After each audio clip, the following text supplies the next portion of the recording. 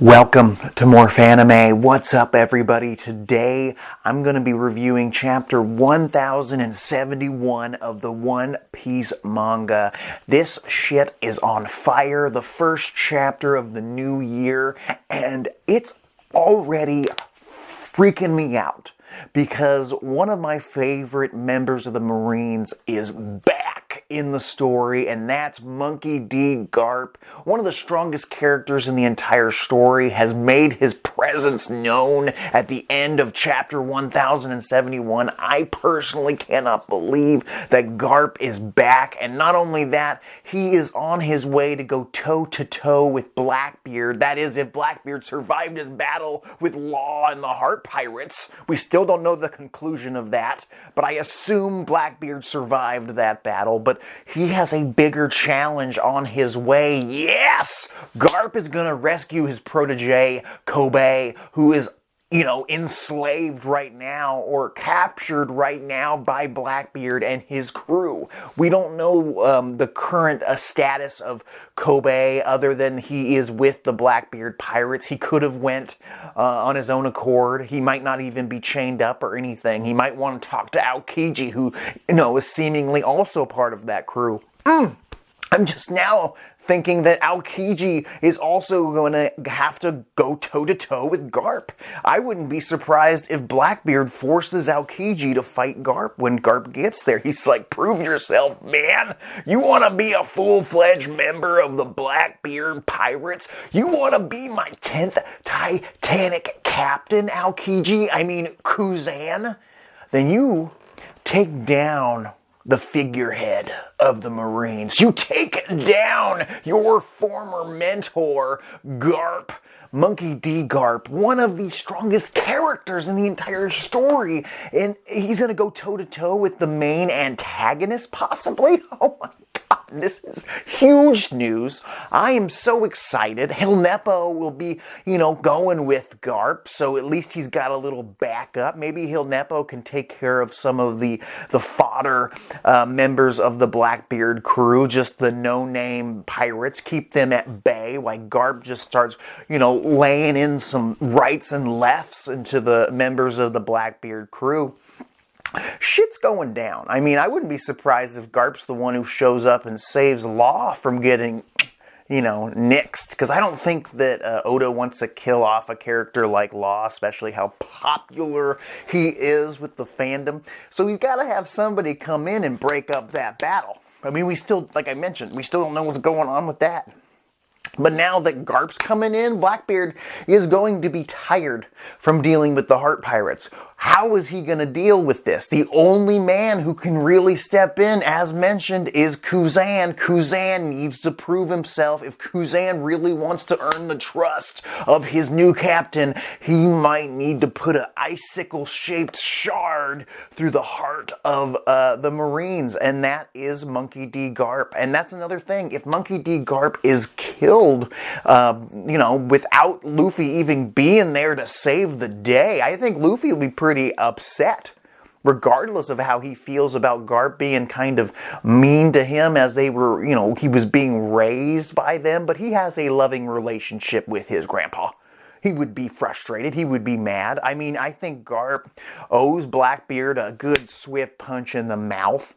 I think that it's a long time coming. I think that that's my prediction is, though, Kuzan versus Garp is probably what we're going to get. I don't think Blackbeard's going to lay a finger on Garp, to be honest with you. I think he's pretty tired. I think he's going to be chilling. I think he's going to really make Kuzan prove himself. So then, if Kuzan is really turned to the dark side, great. New 10th Titanic captain. Otherwise, if Kuzan is undercover with sword and he has to make a split decision, he's like, if I don't kill Garp here and now, Blackbeard will never trust me. I'll never get close enough to Blackbeard that I can just get rid of him. Wipe the floor with him behind the scenes. I've gone deep undercover, and that's just a theory, but I assume he's gone deep undercover. Otherwise, if Kuzan was going to turn to the pirate life, why wouldn't he go join somebody he kind of respects in Luffy, or someone like Shanks, some good pirates that are out there. Why the biggest evil man on the seven seas? Why this guy? There's got to be a reason. He has to be deep undercover. Has to be. Another thing is, Garp might be putting together a squad, a suicide squad, if you will, of Marines, sword members. Together, they might go challenge the Blackbeard pirates. He might go grab Hilnepo, which he already did, yes, and that girl who simps for Koby, she's probably coming along. Garp has a right-hand man who helped train Koby and Hilnepo. He might be on the ship, but he's gonna need more. This is a group of Titanic captains he's got to deal with. And of course, you could unlock Koby from his shackles, maybe even Pudding, but that's not enough. You're gonna need more. X-Drake needs to make his return. If anybody needs to be on Garp's ship, backing up Garp, it's X-Drake. A guy who needs more character development for sure, and I think he's got a little bit at Wano, but it's time to give us just that little bit more. He's a member of the worst generation, like it or not, regardless of his affiliations with the Marines. It's going to be interesting to see that guy back in action if Garp is really gathering this crew to go take down Blackbeard, which we know isn't going to happen because Luffy's got to be the guy to take down Blackbeard, or someone from that crew. I would be shocked if Garp was the man to take down Blackbeard, and I guess it would just make Akainu the main villain for the final battle in the end. We'll just have to wait and see. And this is just a small fragment of this chapter. That's what I'm saying. This was like a page from this chapter is Garp making his return, showing up, picking up Hilnepo, saying, we're gonna save Koby, the son that I wish joined the Marines.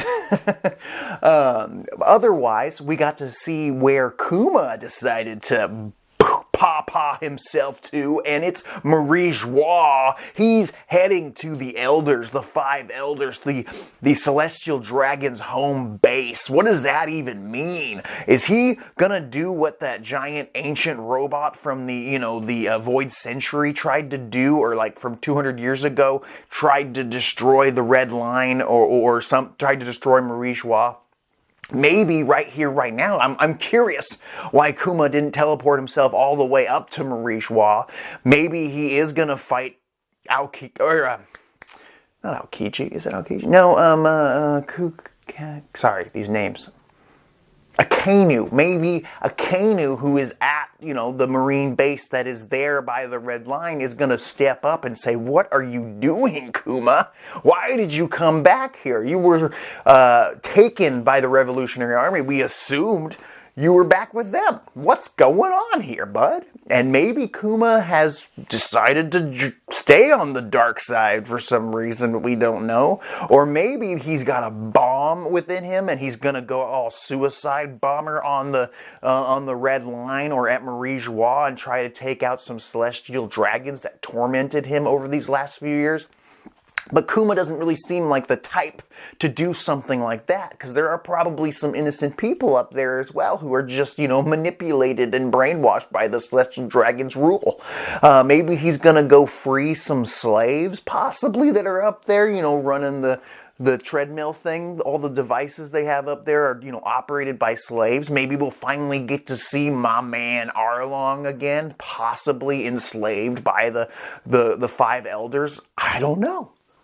So many possibilities with what Kuma's doing right now. I would be totally down to see Kuma go toe-to-toe with Akainu.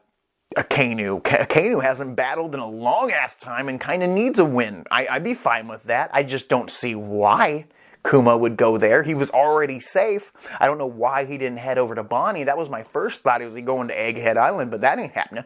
So big shit's happening over at the Celestial Dragon home base, and I can't wait to see what Kuma's goal is here.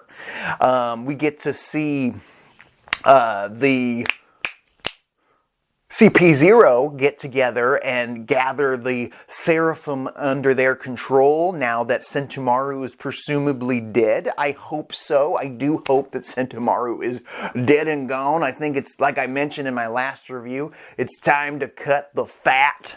And if there's any extra characters that might have a part to play in the future that aren't well developed and aren't necessary anymore, maybe someone like Sentomaru can get on out of here. Just like Hawkins, who, he fulfilled his role in Wano and now he's out, presumably. So it's time. It's the last saga. Maybe we let Sentomaru die. But my only thing is, they might have the Seraphim under their control because Sentomaru is gone, but there's a shiz ton of satellite Vegapunks that can take control at any moment who have a higher rank than even the CP0 members. And I would be shocked if Vegapunk didn't have some kind of kill switch to take out these Seraphim. He would be so dumb not to have a button to turn them off when they get too close to him, or program them to be unable to kill him, at least. So the CP0 are there standing going, okay, what do? We have this defense wall that we have to get through, the same one that took out Kaku earlier a couple chapters ago, fried him for a hot minute, and he mentions it's pretty painful. And now it's at the highest level it can be defensive-wise, power-wise. But some mystery person turns off that defensive shield. So CP0, at least the three top diggity dogs, Stussy, Kaku, and Lucci, who are maskless now, let's go. Let's just us go. Let's not bring the Seraphim. And they head on up with their skywalk. They head on up. Is it called moonwalk? Whatever they want to call it. One of their Geppo, as they say in Japanese. They head on up there.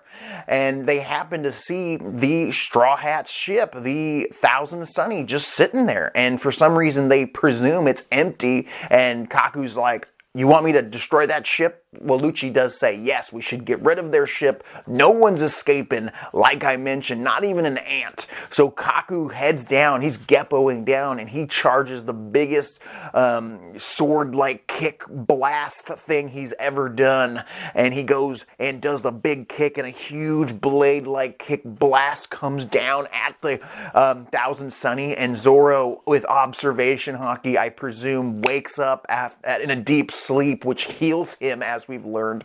And he was mid-heal mode, and he comes up and blocks that strike. And we get to see a couple panels of Kaku and Zoro going at it, clashing.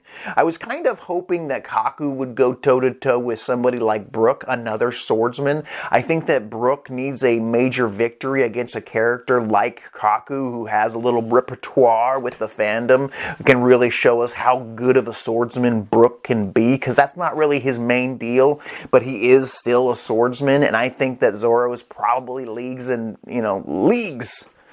above what Kaku can do now. Even if Kaku is an armament master or an observation master, it's not enough to deal with the Blade of Odin, which Zoro carries now. This man caused damage to Kaido. This man got back up and took on Kaido's right-hand man, King. I don't think Kaido or King would go down to Kaku or to even take much damage. Kaku might be able to hold his own with King for a hot minute, just like he will be here with Zoro, so maybe Brook will step in so that Zoro can join the fight against Lucci or Kizaru, who is still on his way with a buster call, essentially. So shiz is going down, and I really hope that CP0 and the Marines get a victory somewhere. We have Garp's crew heading out.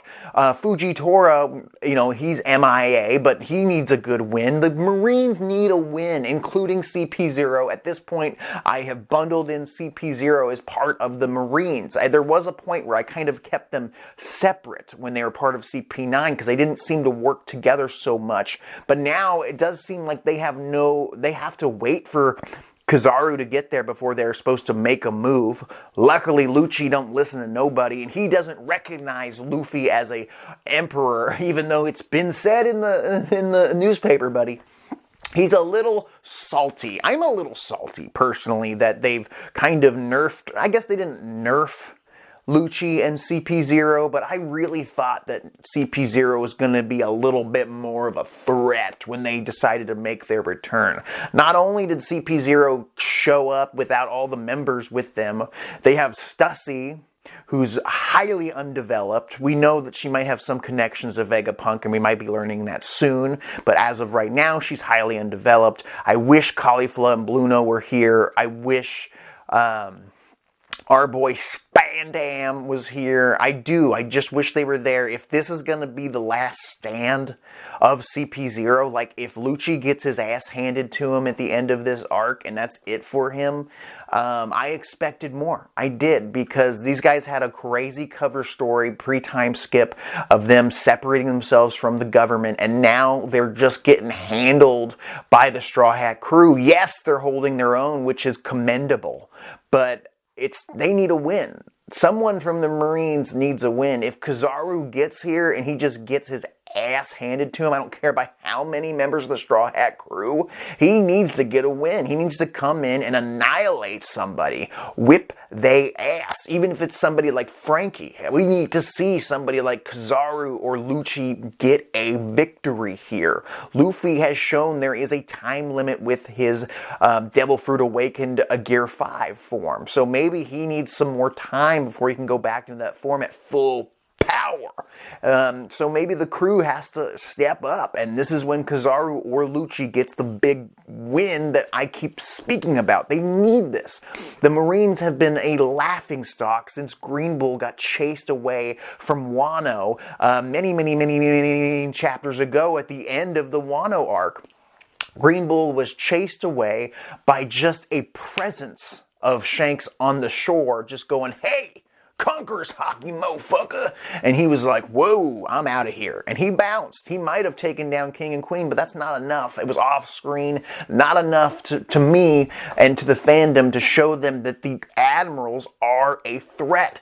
The Marines are a threat. We need a victory, even if it's through Garp's gang or Koby getting a victory. One of these guys needs to prove that they can go toe to toe with the Straw Hat crew, our main protagonists, which have become so strong now. They need to get some humble. They need to be humbled just a little bit, a little slice of humble pie.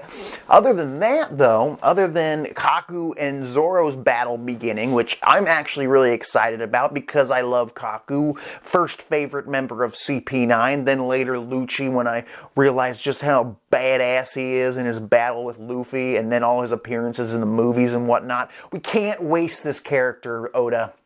Do not waste Lucci or Kaku. They are both valuable members of your roster of, I guess, Marine CP0 type members that need a boost for the final war. I don't know if Egghead Island is just going to lead to a spark to a new Marineford type of battle. It's starting to seem like if there's a Buster call coming, it kind of feels like Enies Lobby 2, but we also have an Admiral on the way, so I would be so excited if the rest of the members of CP9 showed up, who now are CP0 agents, if they showed up and started causing havoc, or at least we got to see like Bluno take on Frankie and Caulifla and Nico Robin this time, maybe. Just really change it up. Get Spandam in there, have Spandam and Usopp battle it out, watch Spandam just get his ass handed to him over and over again. Or at least just have him carry the bags for CP0, because that would be hilarious. Another big thing that happens in chapter 1071, though, is Eustace Kid and Killer and the entire crew have shown up at Elbaf. We have finally made it to Elbaf. No, the Straw Hat crew haven't, but Kid did. I mean, think about it. Law, Kid, and Luffy drew. They're like, "Where do you want to go? East, southwest, east, whatever." They were trying to go different directions, and Kid kind of just got lucky and ended up at the main location that we want to go as the fandom. We want to go to Elbaf. We want to learn more about the Giants. They made it clear. I'm so happy that Kid and Killer will be part of the Elbaf arc, which I assume will be next. maybe it could be 2 arcs from now. We might just be setting it up with Kid and Killer showing up there. They might be heading in there to talk to Jaguar D. Soul about the Void Century. Big details coming their way. I'm not sure if Kid and Luffy are going to reunite as allies in the Elbaf arc. I can only assume that, but Kid and Killer deserve a proper anime backstory, manga backstory, long backstory about them. Yes, we've heard some stuff about their backstory from Oda, but I want to see it. I want to see the visuals. I want to see the sadness in their hearts, which, you know, drove them to the sea in the first place. I want to see Kid and Killer get some major development. Maybe Vegapunk can cure Killer's smile deficiency thing that he's doing all the time right now. The Joker situation he has to deal with, where he's always laughing and smiling even if he's in pain. I think Killer would enjoy that. So that's a big deal. If Vegapunk's going to stick with the Straw Hat Crew going forward, that would be perfect. He would be the perfect man to cure the smile fruit thing, and Killer is a gay that deserves that, if you ask me, for all his hard work in the Wano arc and going forward here. I kind of don't want Law to come over to Wano. I think Law had such a huge amount of development during the Wano saga that it's time. It's Killer's time. It's Kid's time. Not only for a power-up, not only for character development, but just give them some room to breathe. It feels like I don't know Killer or Kid enough, especially since Kid had the highest bounty of the worst generation when they first debuted at Sabaody. So shit is going down at Elbaf. This chapter didn't have a lot of information, but it had just a little sprinkle of everything I could ever ask for. That's really sending my mind on different directions and theories and whatnot. And I'm excited to see Garp back in action. We haven't seen enough of Garp in action. Maybe we'll get a Garp backstory finally. I mean, I would watch an entire 3-hour movie about Garp's marine backstory with, interactions with Aokiji and Kuzan and Kainu, maybe even Zephyr. I don't know how canon Zeph is from Film Z, but I like him, and I think his character could be canon. Another guy, Sengoku. Was he on the ship with Garp? Did he decide to back him up? They asked Garp, the lady who's in charge of the marine base that Hill Nepo is at, they asked Garp, did you get permission from above to go and save Koby? And he's like, no, God, no. Why would I do that? I love Garp. I love, Kuzan. I think Kuzan coming to Egghead Island is so exciting. I wish he would just get there already. He's supposed to have light speed. I assume he's waiting for these ships to hurry their asses up, but I really hope that the Straw Hat Crew doesn't just dip out before he gets there. Shit's about to go down. We got Zoro in action. Brooks probably right behind him. The rest of the crew have been kind of sitting idly. Oh yeah, we do get to see Bonnie, who finally, she's awake. She's looking to kill Vegapunk for sending bugs after her, even though it was the lightsaber. We all know it was the lightsaber. We even get to see her in almost a Looney Tunes fashion chasing Vegapunk, going, you better help my daddy or I'm gonna kill you. And Vegapunk's like, hey, I'll be honest with you. I can't return... I cannot return Bartholomew Kuma back to his original self, and there's a good reason for it. But we don't get that reason this chapter, sadly. I would like to know that reason. There has to be a good one. I assume we'll never see the Kuma that saved the Straw Hat Crew with his personality ever again, according to Vegapunk. We'll have to see, but I think it's it. I think Kuma might be really dead and gone, as Doflamingo said back at Marineford. He might just be completely gone up there, but he might have a directive that he's trying to fulfill right here, right now at Marijois, and that's why it's all coming together for us and for Bonnie, who's going to learn the truth maybe in the next chapter. I would like to learn the truth. We also get to see Luffy reunited with his crew. He's like, guys, we got to find Bonnie She's gonna kill Vegapunk. Also, do we gotta leave right now? And he's like, don't you see the chaos that's happening on this island, Luffy? It's time to skedaddle. And I'm also really loving what Nami's doing with the whole ruthlessness that she's been showing the last couple chapters, telling Vegapunk that he's kind of a burden to the crew and they should just let him die or ice him, as she said. Like, let's get rid of this Vegapunk guy. He's just a burden. And he's got a bunch of satellite bodies. Have you seen how much that one, number 6 or 5 that can eat? Look how much that she can eat. This is ridiculous. We can't supply that much food. It's like as much as Luffy eats. Or at least half as much as Luffy eats. How are we going to do that? Some of you bodies can't come. Just the old man, I guess. Or the cool one, number 1, Shaka, you're coming with us. The rest of y'all can stay here. As long as a piece of Vegapunk survives, that should be enough, right? And, you know, Frankie's like, no, Super, you guys should all come on the ship. Check out my giant robot and whatnot. Check out the Thousand Sunny. Give me some upgrades. Maybe give me some slimmer arms and shoulders and weaponry. That's the kind of upgrades I've been talking about since the beginning of the Egghead Island arc that Vegapunk could do over a sea voyage when he gets on the Thousand Sunny with the crew as they leave Egghead Island heading to Elbaf. So many possibilities. This is more Fanime. What was your favorite part of Chapter 1071? My personal favorite part was seeing Garp back in action. Also, the Elbaf arrival was pretty epic. Don't forget to comment down below and subscribe to more Fanime. I'll talk to you later.